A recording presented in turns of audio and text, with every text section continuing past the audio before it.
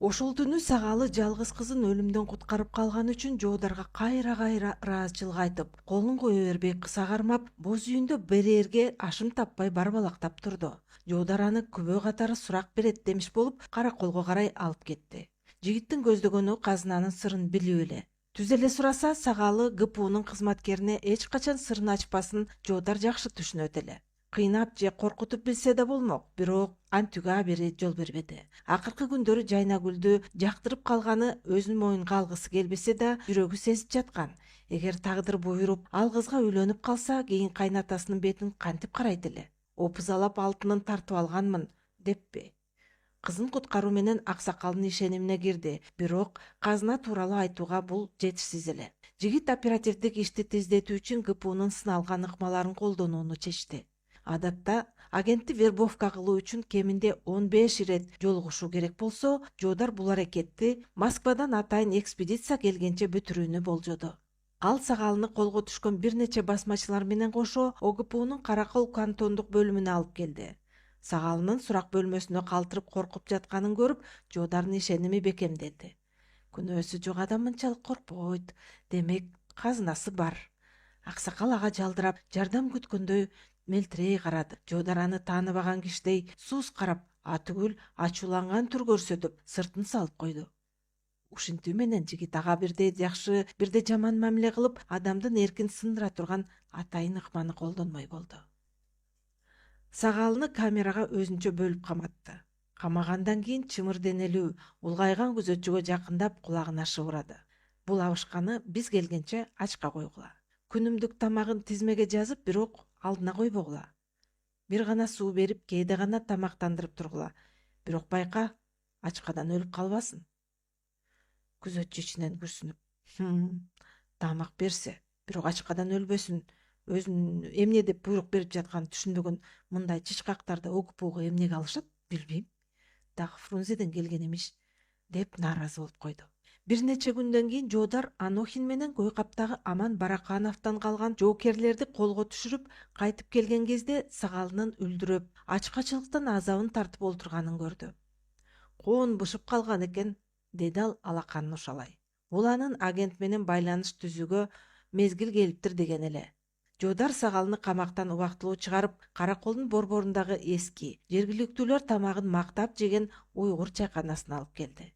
Чайкананын ичинде боркураган таза чайдын жыты аңкып турган эле. Короодогу чоң, жез самоорлор кайнап, бака-шака үндөргө толуп, камактын суук, сыз жертөлөөсүнөн кийин бул жер Сагалыга бейиштин төрүндөй эле сезилди. Аңгыча чайканачы жигит алдыларына чоң табак менен үймө жыйма кылып палло алып келип сунду. Анын бетине чоң кесилген койдун эти жана былкылдаган майлуу куйруктун кесиндери тизилиптир. Сагалы паллоону көргөндө ачкачылыктан калтырап, Жooдардан уруксат күткөндөй аны жалтана карап койду. Алыңыз ата, тартынбаңыз, өзүңүздүн үйүңүздөгүдөй олтуруңуз, деди жигит сыпаа гана колун тамакка карай жаңсап. Аны менен тамактанып жатып, Жоодар анын ар бир кыймылын кылдат байкап отурду. Тамакты кандай жегени жана көз карашындагы өзгөрүүлөрдүн бири да жигиттин көз жазымынан калган жок. Ойуна Жайнагүлдүн элеси дагы бир ирет кылт этти. Ал Сагалга жан тартып, ичинен аяп отурду. Өзүнүн атам ким болду экен? Азыр кайда болду экен? Балким Сагалы аксакалдан кичүүбү же улуубу? Деп жигит бир аз болсо да жумшарып, атасы менен дал ушундай паллоо жеп чайканада олтурганын элестетти. Анан кайра ОГПУнун борбордон келген өкүлү экени, маанилүү тапшырма менен жүргөнү жана Головкиндин алдындагы жоопкерчилиги эсине түшүп, селт этип кетти. Чайдан ичиңиз ата. Чыныга коюу демделген көк чайдан куюп сунду. Биздин жумуш ушундай. Кээде түшүнбөстүктөр болуп турат. Сиздей кадырман адамдын камакта олтурушу мага да оор тийди. Сагалы чайды урттап, тамактан алып, ыраазычылык менен карады. Курсак эми тойду го деген кезде жигит капыстан сурап жиберди. Кандай экен палло ата? Окмуш балам, деди Сагал тамшанып. Мен мындайды анжандан да жеген эмесмин. Жоодар ичинен, демек бул кишинин эң жеткен чеги, эң бийик салыштыруусу Анжан базары экен. Башка эч жакка чыккан эмес экен, деп жыйынтык чыгарды. Анжан базарына качан бардыңыз эле ата? Тиги чоң үркүндүн алдында балам. Эмнеге бардыңыз эле? Мал сатып алганыбы? деп Жуудар карыяны сөзгө тартты. Балам, өзүмдө жер жайнаган мал турса, Анжандын базарынан мал сатып алып, эмне кылат элем? Биртке мал айдап барып саткам. Жер жайнаган малыңыз өркүндө кырылып да калса керек. Кап. Жок, мен Кытайга барган жокмун. Ушул Аман Бараканов өткөрбөй, бир кыш анын жанында кыштап чыктым. Анжандын палоосунан да артык деп жатасыз, алып олтурсаңыз аксакал. Рахмат балам, тойдум. Айыл конуп калды. Өзүң алып олтур. Бул өзүң кайдан болосуң? Жуудар өзү тууралуу жан дили менен айтып берип, ал ортодо сагалынын Анжанга 2 рет мал айдап барганын келип ортосунан билип алды. Ага чейин эч жакка чыкпаганын да тактады. Бирок ата, мен бүгүн сизди бошото албайм. Эртең биз менен Кызыл Үңкүргө барып келиңиз, деди сөзүн жыйынтыктап жатып. Балам, ал жака мага эмне бар? Аман Бараканов куралга аткан экен, ошону чогуу барып табышып бериңиз ата. Шылкыйган сагалы аргасыз макул болду. Бул да Жоодардын адаттагы амалы эле. Адам менен ушунчалык ар башка жерлерде өзгөчө кооптуу шарттарда бирге болсоң, анын ишенимине оңой киресиң. Анан калса, сагалы казынасын тоого катышы мүмкүн. Жуудар ГПУнун эски бир ыкмасын билчү. Адам кайсы жерде көп жүрсө, кайсы жерде сыры катылса, ошол жерге жакындаганда анын ички толкундануусу байкалып, өзүн өзү ашкерелеп коет. Эртеси күнү таңзаардан Жуудар Анохин жана бир топ аскерлер менен жолго чыгууга камынды. Сагалы ичинен кооптонуп турду. Булар мени Кызыл Үңкүрдү көрсөтүңүз демиш болуп, алда барып, ушул жерден жайлап салышпайбы деп күмөндөнүп жатты. Анын үстүнө Амандосу каза болгонунда кечээ чайканада олтурганда ушул жигиттен укту. Жуудар карыянын чекшип жатканын сезип көңүлүн жайгарды. Ата, коркпоңуз. Сиз бизге болгону жол көрсөтүүчүсүз. Биздин жол көрсөтүүчү Эгемберди бая күнү кармашта каза болуп калганына байланыштуу ал жерди сизден жакшы билген эч ким калган жок. Сагалы ооруш күрүнүп, аттын чылбырын кармады. Жолдон жыгитаны менен катар бастырып, аскерлердин артында эндетип, кобурап-жубурап сагалыны кепке тартты. Тамашалуу кептерди айтып, күлдүрмүш болуп баратты. Өз кезегинде сагалыда үй бүлөсү, 2 аял алганын, Жайнагүлдү көпкө чейин күтүп, араңдан тапканын барбалактап айтып берди. Алар Капчыгайдын оозуна жетип, 2 дөбөнүн ортосунда кууш жолго келгенде, Жуудар аттын башын тартып, сапарлашын жанына чакырды. Сагал аке, карасаңыз, кандай керемет жерлер. Бул жерлер сиздин жайлооңузбу? Мурун ушул тегеректе мал кармачу элеңиз? Жок, балам. Бул жерлерге кийин келдик. Менин жерим сырт жайлоосу болчу. Өмүрүмдүн көбү ошол жайлоодо өттү. Сырт дейсизби? Ал жакта мал бакканга кененчилик да. Сизде илгери мал көп болгон дешет го. Сагалынын көздөрүнө бир аз сыймыктануу пайда болду. Бул байлыгын сагынган адамдын ички эргүүсү эле. Балам, мал десең мал бар эле. Үркүнгө чейин эле 5000дей кой, 1000ден ашык жылкым бар болчу. Жер жайнаган мал эле, уулум. Бирок анын баары азыр кайда? Заман өзгөрбөдүбү? Аман Бараканов менен сизде мурда дос болгон деп да уктум. Кантип эле сиздей журт сыйлаган аксакал ошондой басмачы менен дос болуп калды? Дос болгон элек, жашырганда эмне? Бир кезде канатташ конуп, туз даамыбыз бир болгон. Бирок кийин жолубуз эки айрылды. Эмнеге анан дос болбой калдыңар? Ал менин колхозго киргенимди, малымды өкмөткө өткөрүп бергенимди жактырган жок. Байлыгыңды орус капырларга өз колуң менен берип жатасың деп катуу таарынган. Ошон менен ортобуз сууп кетти. 5000 кой, 1000 жылкы, мынча малдын баары эле колхозго өтпөсө керек. Жок. 1916-жылы үркүн башталарда бир тоон Анжан базарына айдатып барып сатып, ал кезде базардын атагы дөңгөрөп турган кез эле. Жуудар ичинен мына мал саткан тура. Демек, Анжандан бул малдын акчасына алтын алып келген, деп болжоду. Бирок билмексенге салып, сөздү башкага бурду. Анжандын базары кызык болсо керек, ал кезде. Малдын баасы канча эле ошондо? Ата, 1916-жылы Анжанда бир кой орточо 10-15 рубль. Ал эми жакшы жылкы 100-150 рубльга чейин чыкчу. Сиз канча мал саттыңыз? Балам, Мен базарга 2 рет барып, жалпы 1,5 миңдей кой жана 250 жылкы айдап бардым. Аскерлерге ат керек деп, жылкымдан канын жерге тийгизбей, кардарлар талап кетишти. Койлор болсо түз эле дүңүнөн кетти. Ой, ошондогу анжандынысы, пай. Өмүрүмдө андай тозокту көргөн эмесмин. Сиз малдын акчасына эмне алдыңыз эле, ата? Сагал өзү да чочуп кетти. Шашкалактап калды. Балам, керектүү оокат аш алдык да, кийим-кечи алдык. Акча деген колдун кири эмеспи? Келет да кетет. Мата, кездеме алып келип, туугандарга тараттым.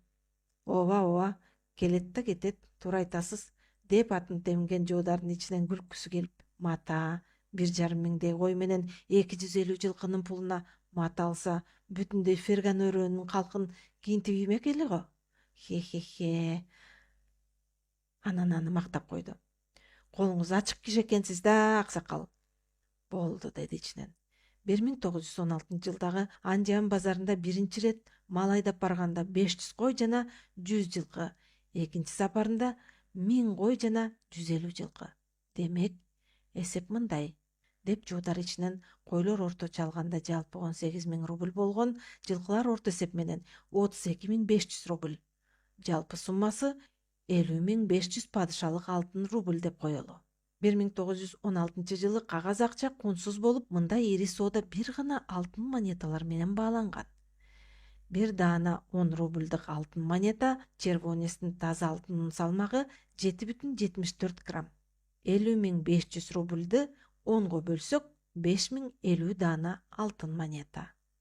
Бул 39 килограммдан ашык таза алтын. Ага кошумча монетанын курамындагы жезди кошкондо жалпы салмагы 43 килограммдан ашат.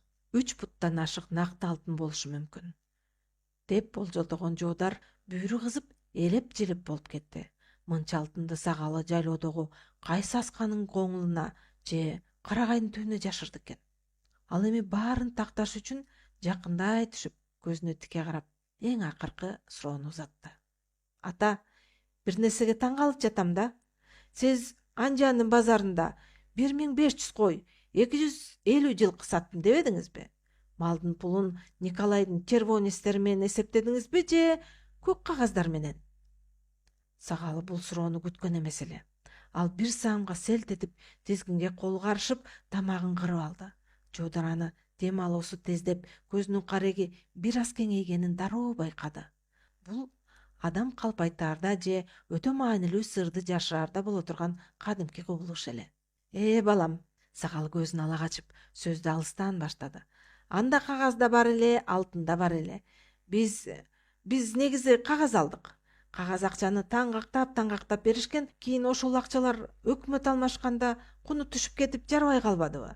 Карамандай калп айтып жатасыз, деп жыйынтык чыгарды жоодар. Сагалдай колунда 5000 кою бар. Сооданын көзүн билген бай 1,5 миңдей тандамал малын ошол кезде куну түшүп жаткан кагаз акчага эч качан сатмак эмес. 1916-жылы мындай ири соода бир гана алтын менен бүткөн. Эгер алтыны жок болсо, ооба, алтын алганбыз, бирок аны тарттырып ийдик деп эле айтмак.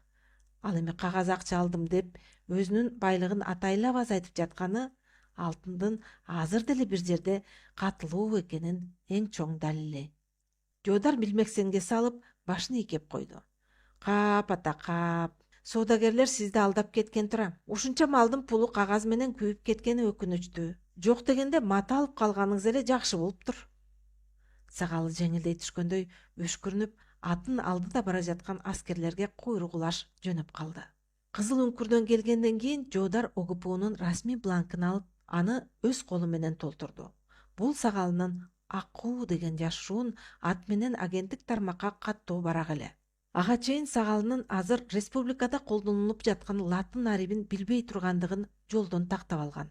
Эмнеси болсо да, жоодар анын сабатсыздыгынан пайдаланып, өзү үчүн коопсуз жашыруун вербовка ыкмасын колдонууну туура тапты.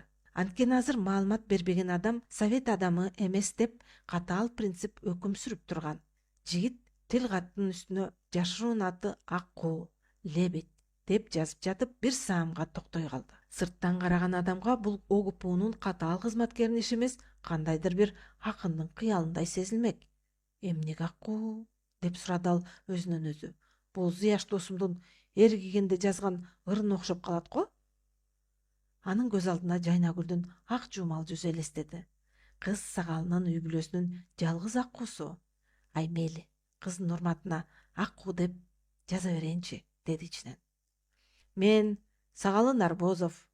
Жашыруун атым Аккуу Лебедь. 1929 жылы 27 июлда басмачы Аман Бараканов менен анын уулу Нусуке Амановдун кызыл үңкүргө катылган курал жарагын таап берүү менен көмөк көрсөттүм.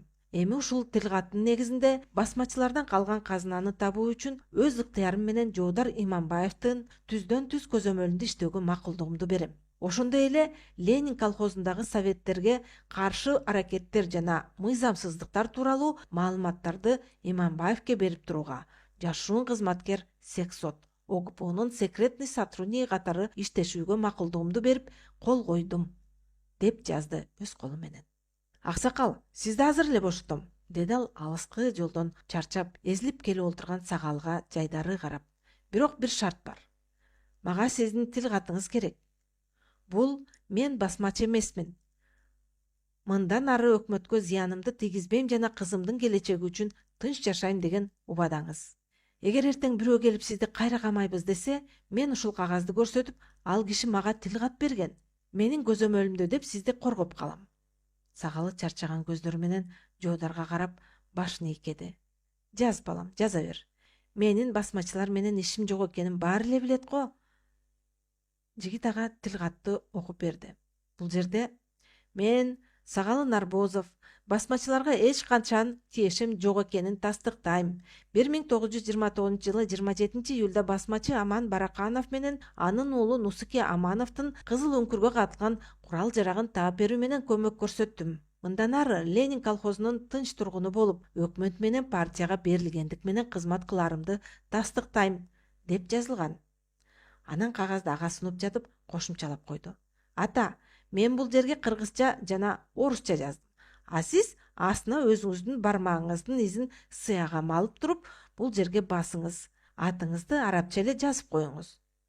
Эртерээк кутулуп үйүмө барсам деп эки көз төрт болуп турган Сагалы Жоодарынын сөзүнө ишенип, кагаздын алдына чоң кылып арабча жазып, сыяга малынган бармагынын изин басып берди. ГПУнун агенти катары катталып жатканына күмөн санаган да жок. Жоодар кагазды колуна алып, шарт этире ОГПнун мөрүн басты. Болду аксакал, эми сиз эркинсиз, деди ал. Сагалыны өзү сыртка узатып чыкты. Бөлүмдөн узай түшкөндө эки жагын карап, эч ким жок экенине көзү жеткен соң гана Жоодар анын көзүнө тике карады. Ата, мен жакшылап угуңуз. Мен азыр кызматкер эмес, атасыз өскөн бир уул катары эле сүйлөп жатам. Сиздин казынаңыз бар экенин, аны Жайнагүлдү алып калуу үчүн Нусукеге берип жатканыңызды Эгемберди угуп калыптыр. Мага айтып келгенинен аны өз колум менен атып салдым. Мен сизди сактап калыш үчүн бул колумду канга боёдум. Ошол казына чын эле барбы же мен бекер эле кишини өлтүрдүмбү? Сагалы кара терге түшүп, бирок Жоодардын колун катуу кысып шыбырады. Уулум, сага жалган айтканым үчүн азыр аябай уялып турам. Мата алган эмесмин. 3 путтай накты алтын бар. Баары Николайдын червонецтери. Киши көрбөс жерге каткам. Кааласаң кел. Кызымды куткарганың үчүн өз колум менен көрсөтүп, казып чыгып берейин. Казынадан кам санабаңыз. Балким бир кезде ал сиздин пайдаңызга иштеп калар. Болбосо бул сыр менин көрүмдө мени менен кошо жатат. Бул менин жигиттик сөзүм, деди Жоодар. Кем болбо балам. Сага эки дүйнөдө тең ыраазымын, деп алкады аны Сагалы. Бөлмөгө кайтып келген жигит тил катты бүктөп, талаа сумкасындагы атайын оперативдик папкасына салып койду. Аскердик жол жобо боюнча агенттин берген маалыматы жеринде текшерилип, операция ийгиликтүү аяктаганга чейин документ ыкчам кызматкердин жеке көзөмөлүндө сакталууга тийиштүү эле. Ошондуктан ал бул кагазды азырынча бөлүмдүн расмий журналына каттаган жок. Кечирип коюңуз, аксакал. Сизди минтип агент катары каттагандан башка аргам жок. Сизди да, алтынды да, Жайнагүлдү да дайыма коргоп туруш үчүн сиз менин ишенимдүү адамым болушуңуз керек, деп ойлоду Жоодар ичинен. Эми бул казынанын тагдыры бир гана анын көзөмөлүндө калды. Жоодар былтыр 1929 сагалыны өзүнө билгизбей секс от кылып каттап алганда, кокус бир үй жарым болочокто анын казынасы тууралуу билип калса, казына басмачыныкы деп көрсөтүп, сагалыга мамлекетке көмөктөштү деген статус берип, өлүмдөн аман калып калуу үчүн жакшы ниет менен бул ишти жасаган болчу. Мына, эми бир жыл өтпөй ошол кагаздын пайдасы тийгени турат. Жоодар терезеден сыртка көз салды.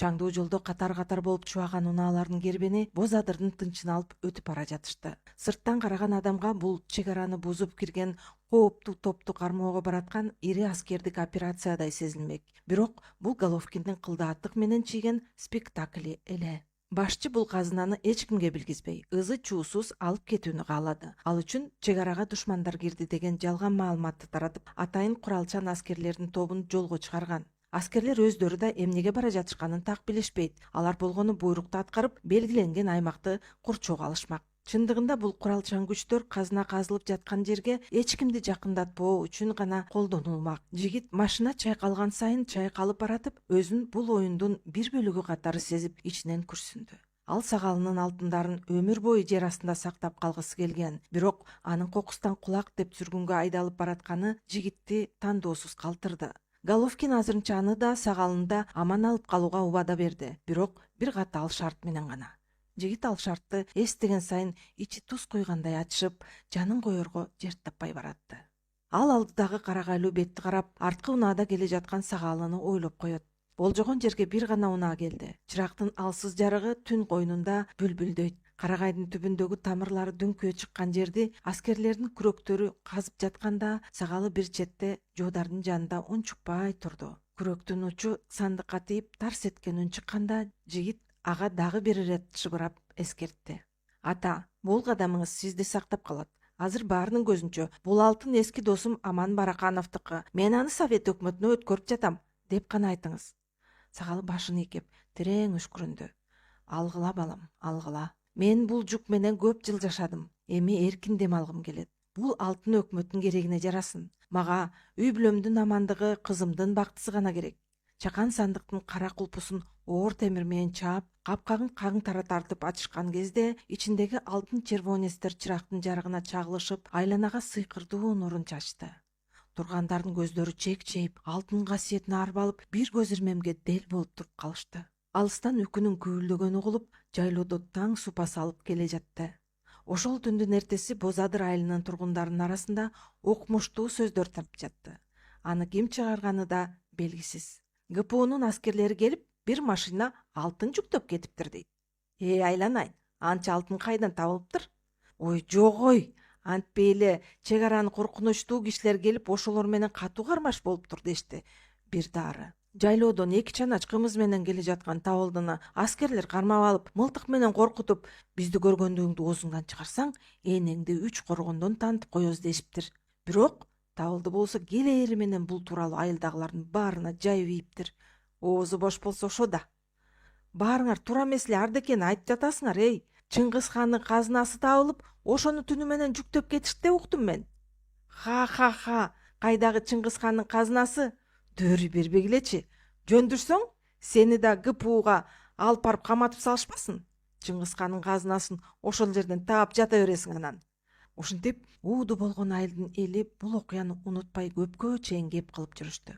Головкин бул каармандык үчүн деп жоодарды сыйлыкка көрсөттү. Сагалы кулактын тизмесинен чыгарылды. Ал эми кулактын үй бүлөсүн вагондон алып калган чуулгандуу окуя өтө купуя деген гриф менен Головкин тарабынан жабылып, башчы болсо Москвадан келчи сыякыны күтө баштады. 46-бөлүм. Заакым коштогон күндөр. Финал.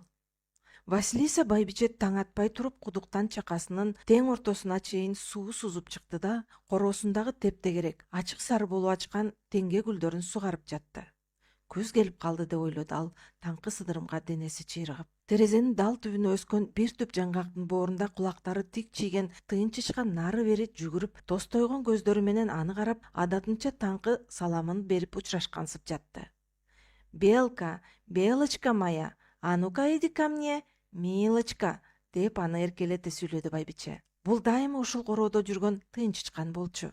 Ага эркелеп жетип келген кырылдаган мышыгына сүт бермекке үйгө кайра басып бара жатып эстей кетти. Унутуп калганын карасаң, бүгүн Жайнагүл Ташкентке кетмек эмес беле? Түндө жер төлөөсүнө түшүп, бир бидон варенье алып чыгам деп жатпады беле? Байбиче тизелерин таянып, эптеп жер төлөөнүн шаттысынан ылдый түштү да, бир аз мурда эки кыз менен чогуу отуруп жасаган короосундагы өрүктүн вареньясын алып чыкты. Жайнагүлдүн бөлмөсүн карап койду. Бүгүн бул кыз Ташкентке кетчүгүн эмес беле? Кой, эртелетип ойготоюн. Кече ата-энесин нарынга узатып, кабыргасы кайышып келди го, деп кейип койду кемпир. Сагалы үй бүлөсү менен кеткенден бери үйү ээнсиреп калгандай сезилди. Ошол учурда кашанын артынан кошунасы Мирайы да көрүнө калды. Ал таң атпай сүт сатып келе жаткан эле. «Эмне, Василиса, конокторуң кеттиби?» деди ал үнүн катуу чыгарып. «Ооба, кече кетишти». Василиса майпаңдай басып, көк сыр менен сырдалган жээктери коздолгон терезени акырын тыкылдады. «Кызым, тура кой. Бүгүн Ташкентке кетесиң. Поездден кечип калбайсыңбы?» Жайнагүл кирпи кирмебей жатып, таң камаал гана көзү илинген эле. Кемпирдин терезеге какканына ойгонуп кетти. Көзүн ачаары менен жоодарды эстеп жүрөгү кысылды. Кече кечинде курбусуна жолукту бекен? Бүгүн аны менен коштошууга келет болду бекен? Келбей койсо эмне болот? Ушинтип түшүлгөн кыз бир топко жаздыктан башын көтөрбөй жатты. Жүрөгү кысыла берди. Кече кыз ата-энесин нарынга узаткан. Сагалы жаңы ачылган ат заводунда адис болуп кетти. Эми ГПУнун чек ара аскерлеринин аттарын багат экен. Атасы бул жоодардын чечими экенин айтты. Ушундай жол менен ал коопсуз болот экен дептир. Өздөрүнүн айылына кайра барбай калышканына Жайнагүл нааразы болуп жатты. Нарын деген кайда? Ал жак суук деп уккам. Атынан байкуштар эми кантээр экен. Бирок кайра бир чети мейли атам Сибирге кетсе деле эмне кылмак элем, деп буга да шүгүр кылып олтурду. Эртең нарынга жолго чыгабыз деп жаткан түнү Жайнагүл атасынын токолу өзү менен куракташ Айымкүл менен сырдашты. Себеби апасы анын турмушка чыгам деген катты эмне үчүн жазганын суратыптыр. Кызы менен бул тууралуу ачык сүйлөшкөндөн уялса керек. Экинчи апасы Айымкүлдү жумшаптыр. «Кызыке, 20 августта турмушка чыгам деп кат жазып жатканыңдан биз тойго кызуу камылга көрүп жатканбыз. Той качан болот эми? Кудалар кайсы тараптан экен? Биздин айыбыздан той болбой калды окшойт, Деги ачыгын айтчы, кызыке», деди Айымкүл кечинде алар өздөрү убактылуу турган Василиса байбиченин короосунда олтурушкан кезде. Өзү да жаш эмеспи? Жайнагүл менен курбудай эле сырдаша берчү. «Эже», деди Жайнагүл акырын үн катып. «Жанагы жуудар деген биздин баарыбызды вагондон куткарып калган жигитти билесиз го? Ошол сиздердин болочок күйөө балаңыздар». Айымкүл уялгансып өзүнүн бетин чимчип алды. «Апе, бетим. Аның былтыр жарадар болуп боз үйгө барган жигит эмеспи? Кийинчерээк келип Нусукеден куткарбады беле?» «Ооба эже, ошол», деди Жайнагүл өшкүрүнүп. «Ошондон бери таанышпыз. Быйыл экөөбүз Ташкентке чогуу барып окуйбуз деп атканбыз». «Катыгүн?» деди келин таң кала. «Чын элеби? Ушул керсеген орой жигитпи? Ой, аның жыргатпайт го? Бир нерсе болсо кызыл камчыга алып кишини сабагандан кайра тартпачудай керсең деген неме экен го?» «Жок эже, ал таптакыр андай эмес. Сыртынан ошондой көрүнөт, бирок сүйлөшө келсеңиз, андан өткөн боорукер жан жок». «Ай, билбейм. Түсү ийгиден түңүлбө деген сөз бар го. Кебетеси жаккан жок. Бой көтөрүп менсинген неме көрүндү. Анан эмне болдуңар? Азыр эмнеге сустайып, сени карабай сүйлөшпөй атат чоочун кишидей болуп? Аны да байкап койдуңузбу?» «Ооба да, канча жол келди. Ыңгыранат эле ыңгыранат, көзүнүн төбөсү менен карап коюп». «Эже, таарынышып жүрөбүз, бирок элдешебиз. Ал мени аябай жакшы көрөт. Мен аны билем». «Билбейм ай. Өзүң чеччи, кызыке». Ошонун эртеси эртең менен кыз ата-энесин бекеттен узатып жатты. Бекетте эл көп. Мынча киши кайда барып, кайда келип жатат, кишинин акылы жетпейт. Четте турган эски арабалардын жанындагы кирекештер кыйкырып жатышты. Балыкчы, акыркы 2 кишиге орун калды. 5 рубльдан кетебиз. Кана, шашылгыла. Жумшак орундук көрпө төшөлгөн. Жеткенче кыйналбай барасыңар. Аттардын такасы кагылган, арабанын дөңгөлөктөрү майланган. Келгиле, бачымыраак». Аларга кошулуп жолоочуларга азык саткандар жүрүштү. «Ысык нан, кара нан бар, арзан эле, 2 тыйын. Бышкан жумуртка алгыла, жаңы бышты, алып калгыла. Каздын жумурткасы. Муздак суу, кимге муздак суу?» Сагал аларды карап, жолго бир нерсе алайын деп, бирок түбү көрүнгөн капчыгын кайра уялгандан чөнтөгүнө салып жиберди. Жарым айдан бери калаанын жашоосуна кадимкине экөөнө түшүптүр. Кече Жоодар аны мончого алып барып, анан кайтарда кой десе болбой чөнтөгүнө салган 25 рубльди эч кимге билгизбей кечинде көйнөгүнө тигип алды. Кантсе да чоочун жерге баратат. Кыйналганда керек болуп калат деп ойлоду. Камсанабаңыз ата, деди жигит ага кечинде. Мен өзүм айлыгымдын бир бөлүгүн салып турам. Өзүңүзгө да айлык беришет анан. Кыйналбай жакшы жашайсыздар. Балам, ушуга чейин кылган жакшылыгыңды эле жетишет го. Канча ирет жакшылык кылдың? Ата, мени былтыр Жайнагүл куткарып калбаганда тирүү болбойт элем. Ушул сөздөрдү азыр эстеген Сагалы жигитке ичинен ыраазы болуп алкап турду. Сагалылар нарынга түз унаа таппай, акыры балыкчыга чейин жетип, андан ары ат унаасы же кокусунан чыгып калчу жүк ташуучу машиналар менен кетмей болушту. Болгон жөнгөр ушул элеби? Деди Сагалынын эскирген эки коржунун караган арабакеч. Ооба. Олтургула, кеттик. Жылуу кийим алып алсаңар болмок. Кечкисин суук болуп калды, деди ал Кубат менен Батырбекти карап. Балам, биз шашылыш эле чыгып эле, деди Сагал ыңгайсыздана. Ошо тушта кыйкырган кишилердин арасынан Жоодар көрүндү. Ал араба менен келди. Башы ак чүпрөк менен таңылган, өңү кубарып, ыргайдай арык мойну көйнөгүнүн жакасында шалактап калыптыр. Өтө арыктап кеткендиктен аскер формасы мурдагыдай куп жарашпай, үстүнөн түшүп калчудай шөлбүрөп турат. Кыз аны үмүттүү үтүктеди. Ал болсо адатынча суз гана баш ийкеп койду да, кыз тарапты карабай, Сагалга карай басып, колундагы чоң кара чемоданды карматты.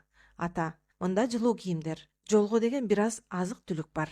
Анын ушул үнсүз муздактыгы кызды ичинен жеп бүттү. Канча күндөн бери ага сыртын салып бир ооз сөз айтпай келет. Жайнагүл да намыстанып үн катпады. Айтор экөөнүн ортосунда эч кимге көрүнбөгөн, бирок экөөнүн тең жүрөгүн тилген үнсүз согуш жүрүп жаткандай эле. Сагалы кызы менен коштошуп жатып, аны кайра кучактап, "Жакшы оку кызым, үмүтүбүз сага чоң адам бол", деп жатты. Улар бөө кубанып да, кейип да, кызынын бетинен өйүп, Айымкүл да, кичинекей инилери да аны көпкө кучактап туруп, анан калдыраган араба менен узай беришти. Бул үй бүлө кулак деп айдалбай калгандарына кубанып, баарынын көзү түгөл болуп шүгүр кыла Нарындын тоо койнуна карай зор үмүт менен жаңы жашоону беттей жолго чыгышты.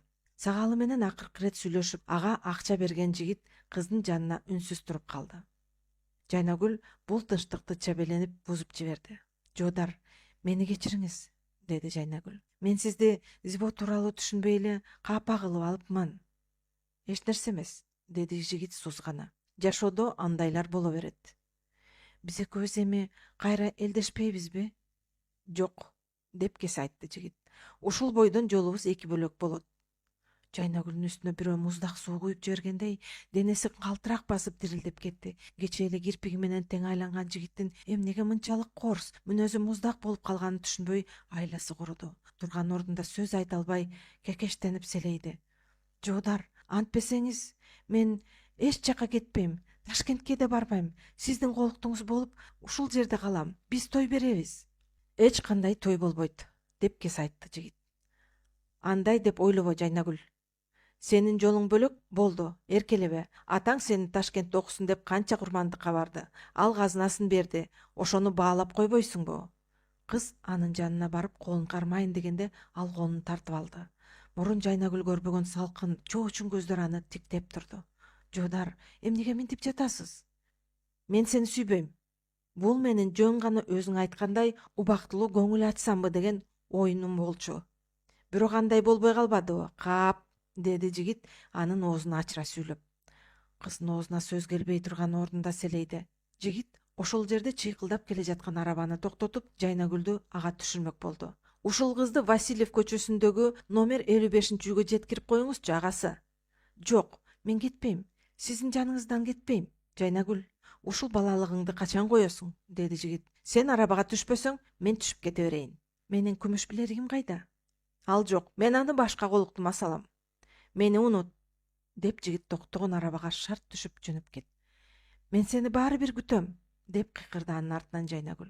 Эгер сага турмушка чыкпасам, бул дүйнөдө так өтөм, деди ал долуланып. Жайнагүлдүн көзүнөн жашы токтобой ага берди. Жигит ага кайрылбай, кылчайбай кете берди. Бир топтон кийин гана үйгө кайтып келген кыз санаасы чыдабай жумушка бара жаткан калыйчаны Жоодарга жолугууга араң көндүрдү. Ал көпкө койбой жатып, анан жумушка барганга чейин жолугуп кетем деп макулдугун берди. Жайнагүл аны күтөөрүн айтып, Ташкентке окууга барбасын айт деди. Күмүш билеригимди кайра кайтарып берсинчи, деди Жайнагүл Калыча короодон узап бергенде артынан кыйкырып. Курбусу ага ачуулана башын чайкап коюп кетип калды. Ошентип ыйлап жатып, таңга жуук гана көз илинген. Бир аздан кийин кашаанын ары жагында түнкү нөөмөттөн чарчап келе жаткан Калыча көрүндү. Ал короодогу бейпилдикти көрүп ачууланып кирди. Биздин кыз али тура элекпи? Поездден кечиксек эмне болот? Деп Василисадан сурап коюп, бөлмөгө шарт-шурт кирип келди. Калыча ал келе жатканда калп эле уктамыш болуп калган Жайнагүлдү жолкулдатып, кийимдерин чемоданга туш келди сала баштады.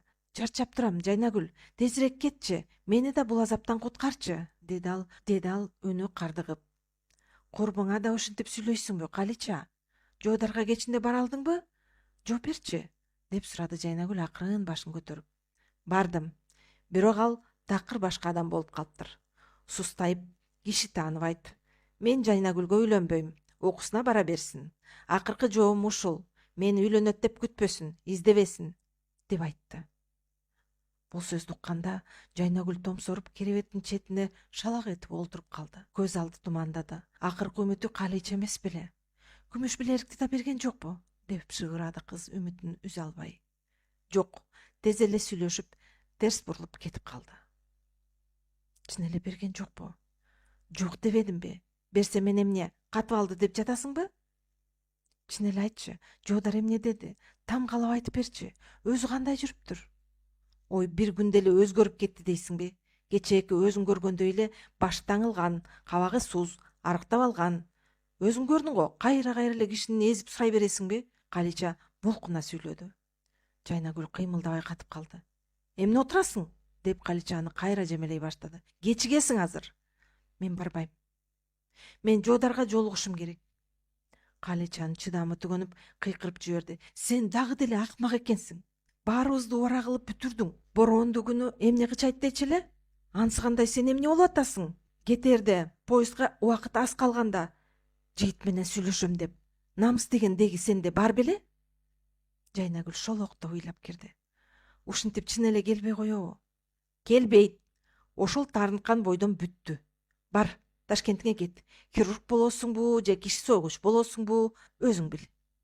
Жайнагүл чемоданын кармап, Калыча жалдап келген арабага отурду. Василиса Жайнагүл арабага отуруп жатканда колундагы кичинекей банкага коюлган таттуу вареньясын ага сунду. Ал кызым, Ташкентке барганда чай менен ичерсиң. Биз жактын вареньясын сагынганда жеп тур айланайын, деп кызды кучактап бетинен өптү. Вокзалдын алды тополоң. Поезддин кара түтүнү асманга булап, перрондогу адамдардын ызы-чуусу кулакты тундурат. Поезддин ачуу кыйкырыгы, гудогу Жайнагүлдүн жүрөгүн кошо тилип жаткандай. Ташкентке кетчү поезд таңкы 8-де жөнөмөк. Перрондун боз чаңы менен темирдин муздакчыты Жайнагүлдүн көңүлүн айнытты. Ал кайра тегерегин карай берди. Кыз ыйлаган бойдон поезддин тепкичине бутун койду. Ал эми вокзалдын бир бурчунда элдин арасында башы таңылган жоодар турган эле. Ал кызга бара албайт болчу. Анткени Головкин өткөндө казына тууралуу айтып, аны батирине алып барып сабаган күнү сагалыны бошотуп жатканда өзгөчө бир шарт койгон. Эгер кулактын кызына дагы бир ирет жолосоң, сени өзүм түрмөгө камайм. Жетишет.